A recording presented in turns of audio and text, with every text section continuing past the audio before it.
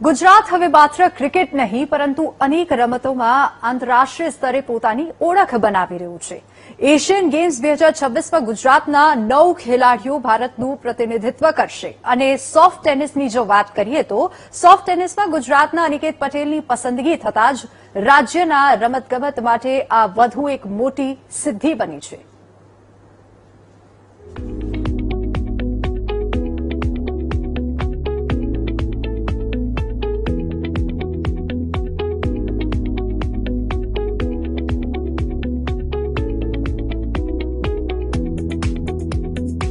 જ્યારે medal Tally જ્યારે count થાય છે ત્યારે સ્પોર્ટ્સ નથી કાઉન્ટ થતી કે કયા સ્પોર્ટ્સમાં મેડલ લાયા છે.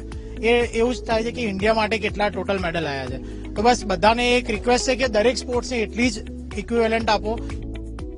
જાપાનના આઈચી નાગોયા ખાતે 19 સપ્ટેમ્બરથી 4 ઓક્ટોબર દરમિયાન યોજાનારી 20મી એશિયન ગેમ્સ માટે ગુજરાતના 9 ખેલાડીઓની પસંદગી થઈ છે. 2014ની એશિયન ગેમ્સની સરખામણીએ આ વખતે ગુજરાતે પોતાનો જ રેકોર્ડ તોડી નવી સિદ્ધિ હાંસલ કરી છે. ખાસ વાત કરીએ સોફ્ટ ટેનિસની તો ભારતની 5 ખેલાડીઓની ટીમ જાપાન જશે, જેમાં ગુજરાતના અનિકેત પટેલનો પણ સમાવેશ થયો છે. અનિકેત હવે એશિયન ગેમ્સના મંચ પર ભારતનું પ્રતિનિધિત્વ કરીને દેશ માટે મેડલ જીતવાના ઇરાદા સાથે મેદાનમાં ઉતરશે. 2007થી હું અહીંયા રમું છું અને નરેન્દ્ર મોદી સરે આનું ઓપનિંગ કર્યું હતું. ત્યારબાદ અહીંયા જ પ્રેક્ટિસ કરીને અમે એશિયન ગેમ્સ હું રમ્યો છું 2018માં, જે જકાર્તા ખાતે થઈ હતી. ત્યાં એટલું સારું પરફોર્મન્સ નહોતું અમારું, અમે અમારું બેસ્ટ ટ્રાય કર્યું હતું પણ એટલું સારું પરફોર્મન્સ નહોતું. પણ જે 2023માં હેંગઝાઓમાં થઈ હતી ચાઇનામાં, ત્યાં અમારી 5th પોઝિશન આવી હતી. અને આ વખતે ફરી અમે લોકો જે 26માં એશિયન ગેમ્સ થવાની છે જાપાન ખાતે, એમાં હું સિલેક્ટ થયો છું. તો આશા રાખે છે કે ઇન્ડિયા માટે અમે મેડલ લાવીશું. ગુજરાતના ખેલાડીની આ સફળતા પાછળ લાંબા સમયથી થઈ રહેલી મહેનત અને આયોજન મહત્વનું છે. સ્થાનિક સ્તરે પ્રતિભાની શોધથી લઈને ખેલાડીઓને આધુનિક તાલીમ અને જરૂરી સુવિધાઓ આપવા સુધી સતત પ્રયાસો થઈ રહ્યા છે. શક્તિદૂત યોજના અંતર્ગત ખેલાડીઓને સાધનોની સાથે સાથે નાણાકીય સહાય પણ આપવામાં આવે છે. તો સાઈ અને એસએજીનો સહયોગ પણ ખેલાડીઓને મળી રહ્યો છે. એ જે શક્તિદૂત 2.0 છે એમાં બહુ વધારે પડતું. પહેલા જે હતો સ્લેબ 25 લાખ હતો, 5 લાખ હતો, 3 લાખ ને 1.5 લાખ રૂપિયા હતો. પણ હવે જે છે એમાં અમાઉન્ટ ખાસી મોટી છે.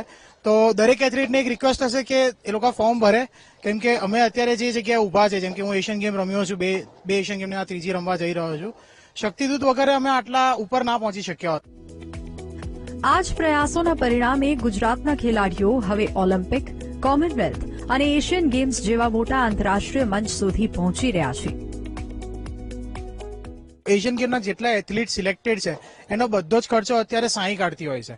તો અમે કોરિયા 1 મહિનો કેમ્પમાં ગયા હતા, એના પછી અમારો શ્રીનગર 1 મહિનો કેમ્પ હતો અને હાલ અમે જે 18 સપ્ટેમ્બરથી એશિયન ગેમ્સ થવાની છે એના પહેલા અમને જાપાન ફરી કેમ્પ માટે 23 ડેઝના કેમ્પ માટે સાઈ મોકલી રહી છે. એ સિવાય એસએજી છે, જેમ કે ક્યારેક મારે ઇક્વિપમેન્ટની જરૂર થઈ ગઈ કે ઇન્ટરનેશનલ ટુર્નામેન્ટ થઈ ગઈ, એમાં એસએજી સપોર્ટ કરે છે. હવે નજર જાપાનની ધરતી પર છે, જ્યાં ગુજરાતના આ ખેલાડીઓ ભારતીય તિરંગો લહેરાવવા અને દેશ માટે મેડલ જીતવા પૂરી તાકાત સાથે મેદાનમાં ઉતરશે અને ગુજરાતના રમતગમતના ગ્રાફને વધુ ઊંચાઈએ લઈ જવાનો પ્રયાસ કરશે. Bureau report, VTV news.